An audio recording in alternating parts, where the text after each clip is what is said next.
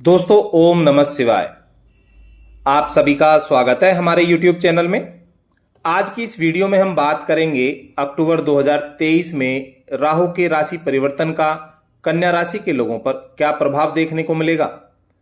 जानेंगे आपके व्यापार, व्यवसाय, नौकरी, शिक्षा, स्वास्थ्य, पारिवारिक जीवन, प्रेम जीवन और दाम्पत्य जीवन सभी के बारे में। दोस्तों, आगे बढ़ें इससे पहले आपसे निवेदन है, यदि आप हमारे चैनल पर पहली बार आए हैं तो चैनल को सब्सक्राइब कर दें, बेल आइकन को प्रेस कर दें और जुड़ जाएं हमारे चैनल के साथ।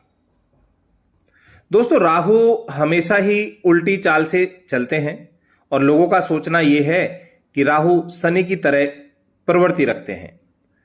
राहु का गोचर व्यक्ति जीवन पर बहुत प्रभाव डालता है।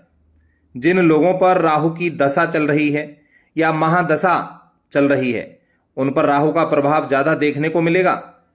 राहु और केतु को छाया ग्रह कहा जाता है। ये जिस राशि में बैठते हैं उसी का फल देते हैं। और ज्योतिष के अंतर्गत शनि ग्रह को सबसे मंद गति से चलने वाला ग्रह माना जाता है। और गोचर के अनुसार देखें तो इनके बाद यानी शनि के बाद राहु का क्रम आता है, जो कि हमेशा वक्री चाल से चलते हैं और लगभग 1.5 वर्ष की अवधि में यह अपना राशि परिवर्तन करते हैं। राहु को शनि वत राहु कहा जाता है, यानी यह शनि के समान ही फल देने वाले हैं। 30 अक्टूबर की दोपहर 2:13 पर राहु वक्री चाल चलते हुए मेष राशि से निकलकर देवगुरु के अधीन आने वाली मीन राशि में प्रवेश कर जाएंगे। और वैदिक ज्योतिष में 9 ग्रहों को प्रमुख स्थान दिया जाता है, जिन्हें हम नवग्रह के नाम से जानते हैं, जिनमें 7 ग्रह पूर्ण होते हैं और 2 ग्रह छाया ग्रह कहलाते हैं।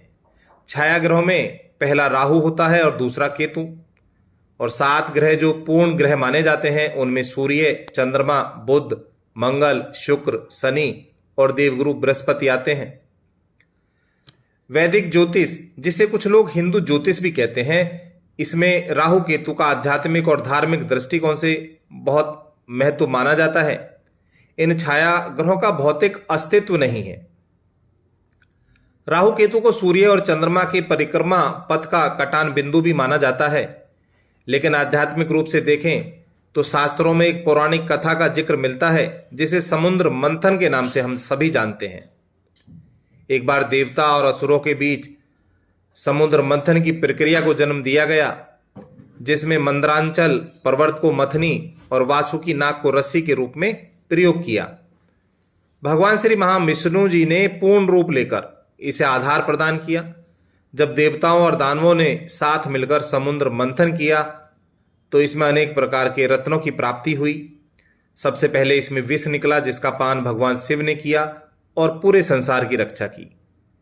उसके बाद अनेक तरह के रत्न आभूषण की प्राप्ति हुई, जिसे देवताओं और दानवों ने आपस में बांट लिया। और सबसे आखिर में अमृत निकला, जिसे लेकर देवताओं और दानवों में युद्ध छिड़ गया। दोनों ही उसे पहले पीकर अमर होना चाहते थे। तभी देवताओं ने भगवान विष्णु की शरण ली। भगवान विष्णु ने मोहिनी अवतार धारण किया। देवताओं और असुरों को अलग अलग पंक्तियों में बैठाने के लिए कहा। मोहिनी के रूप का मायाजाल सभी असुरों पर चल गया। वो एक एक करके सबसे पहले देवताओं को अमृतपान कराने लगे, लेकिन एक असुर जिसका नाम स्वरभानु था, वह अपना वेश बदलकर देवताओं की पंक्ति में जा बैठा। और जैसे ही उसने अमृतपान किया, सूर्यदेव ने और चंद्रदेव ने दोनों ने उसे पहचान लिया और भगवान मोहिनी को बता दिया। तुरंत भगवान विष्णु ने अपने सुदर्शन चक्र से उसका सर धड़ से अलग कर दिया। इसमें सिर का हिस्सा राहु कहलाया और धड़ को केतु के नाम से जाना गया। लेकिन अमृत के प्रभाव से इनकी मृत्यु नहीं हुई। तब से यह राहु और केतु सूर्य और चंद्र को ग्रहण लगाते हैं। राहु एक धुएं के समान है, जो व्यक्ति के जीवन में भ्रम फैलाने का कार्य करता है। राहु का नाम कूटनीति में माहिर है, इसलिए जिन लोगों पर राहु की कृपा होती है वो राजनीति और कूटनीति के क्षेत्र में माहिर होते हैं। लेकिन राहु बहुत जल्दी रूप बदलने वाला ग्रह है, तेज बुद्धि वाला है, चालाक है, पावरफुल है। यह व्यक्ति को भ्रमित करता है। यह रातों रात व्यक्ति को अमीर भी बना देता है और राहु की दशा में जातक को स्वप्न में सर्प दिखाई देते हैं, क्योंकि राहु का संबंध सर्प से माना जाता है। यह व्यक्ति को जीवन में झूठी आशाएं, अंधविश्वास, धुंधली दृष्टि लाता है। लेकिन यदि कुंडली में योग कारक ग्रह के साथ केंद्र या त्रिकोण भाव में स्थित हो तो योग कारक ग्रह बनकर जीवन में सफलता प्रदान करता है। वैसे वर्तमान युग में राहु का प्रभाव अधिक है। जिन जातकों पर राहु का प्रभाव अधिक होता है वो ख्याली पुलाव यानी दिन में सपने देखने वाले होते हैं। राहु कुंडली के जिस भाव में बैठा है उसमें तत्काल वृद्धि कर देते हैं, यानी शुभ फलों में भी वृद्धि करते हैं, और यदि अशुभ में बैठे हैं तो अशुभ फलों में भी बढ़ोतरी कर देते हैं। और राहु की एक विशेषता यह भी है कि यह जिस ग्रह के साथ कुंडली में स्थित हो या जिस ग्रह का प्रभाव राहु पर आ रहा हो, यदि कुंडली में कमजोर है तो उसी के अनुसार व्यवहार करने लगता है। और वर्तमान समय में हम इंफॉर्मेशन टेक्नोलॉजी के युग में जी रहे हैं। यह भी राहु महाराज की देन है, क्योंकि यह जीवन की तकनीकी दक्षता प्रदान करते हैं। यह व्यक्ति को आम सोच से अलग बनाते हैं, लीक से अलग हटकर चलने वाला बनाते हैं, और यह उदारता भी प्रदान करते हैं।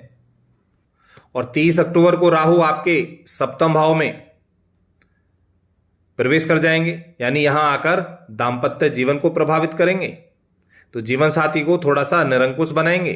साथ ही आप धार्मिक चीजें मानने के बजाय अलग से अपना तर्क रखना शुरू कर देंगे। इस राशि के जो लोग एकल जीवन व्यतीत कर रहे हैं यानी अविवाहित हैं, तो राहु की स्थिति यहां विवाह के योग बनाएगी। साथ ही जो लोग साझेदारी में काम कर रहे हैं उन्हें अच्छे लाभ की प्राप्ति होगी। यहां जीवन साथी का पूर्ण सहयोग आपको मिलेगा और विदेशी स्रोतों से लाभ की प्राप्ति होगी। जो लोग बाहर जाने की इच्छा रखते हैं उनका सपना पूरा होगा, यानी विदेश जाने के भी योग बनेंगे। इस दौरान आप किसी के अधीन कार्य करना स्वीकार नहीं करेंगे, यानी स्वतंत्र रहना पसंद करेंगे। इस दौरान आपकी कार्य कुशलता अच्छी होगी और आप चतुराई से परिपूर्ण होंगे, अपने कार्यों को पूरा करने में सक्षम होंगे। घूमने फिरने में आप शौक रखेंगे। साथ ही जीवन साथी से प्रेम करने वाले होंगे और जीवन साथी का पूरा सहयोग भी आपको मिलेगा। आपके आपसी रिश्ते बहुत अच्छे होंगे। इस दौरान स्वभाव में आक्रामकता आ सकती है, यानी क्रोध जल्दी आएगा। दूसरों से झगड़ा करने में सक्षम होंगे, लेकिन यहां यह समझदारी नहीं होगी, क्योंकि झगड़ों से, वाद विवाद से आपको दूर रहना होगा, अन्यथा इसका असर आपके कामकाज पर दिखाई देगा। साथ ही इस दौरान आपको अपनी संगति पर ध्यान रखना होगा, अच्छे लोगों के साथ बैठना होगा। सप्तम भाव से आपके लग्न भाव पर दृष्टि डालेंगे, यानी स्वभाव में आक्रामकता आ सकती है, क्रोध जल्दी आ सकता है।